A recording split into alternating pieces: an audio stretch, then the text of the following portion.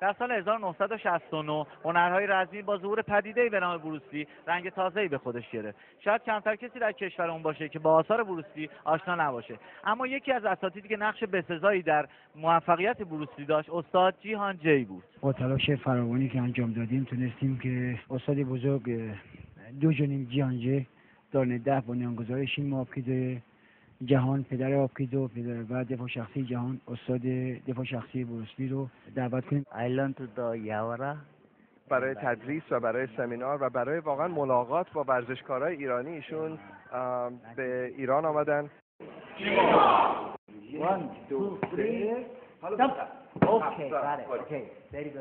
استاد جیهان جی در سال 1936 در آندونگ کره متولد و در 13 سالگی به فراگیری هنرهای رزمی پرداخت.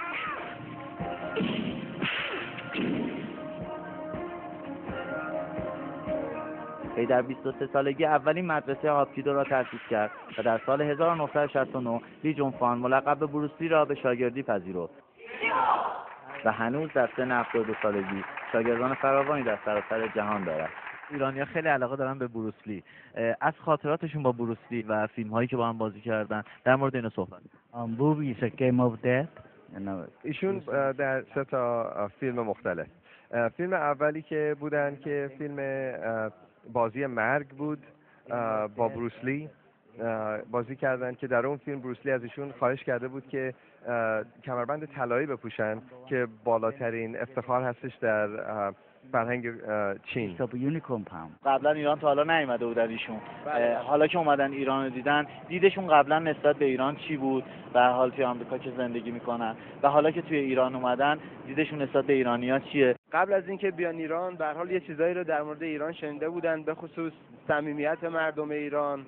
خیلی دوست داشتن که بیان از نزدیک. یکی از چیزایی که خیلی براشون جالب بود صدای اذان بود که حتی در سمینارهایی که ما در آمریکا باشون شرکت میکردیم ایشون در مورد اون اثرات خوب و مثبت قرائت قرآن و اذان رو برای ما صحبت میکردن که یه چیزی مشابهش رو کره‌ای‌ها در دین خودشون دارن به نام چنتینگ. ما چندین بار در نزدیک مساجد و امامزاده ها عمدن ایست داشتیم که ایشون قشنگ گوش کنن و میگن که خیلی ریلکسینگ هست و خیلی انگیزه میده به آدم که آدم به اصطلاح علاقه‌مند بشه و دنبال بکنه. فکر کنم چقدر زندگی کردن تو ایران، به چه شکلی، چقدر واسهشون راحت زندگی کردن تو ایران. I learned to do کلا فرهنگ که ایرانی‌ها دارن فرهنگی که انسان رو به خوبی‌ها تشویق میکنه. ورزشکارای ما رو تو هنرهای رزمی حالا تو بقیه رشته‌ها چقدر در موردشون نظر دارن؟ خوب بودن به نظرش؟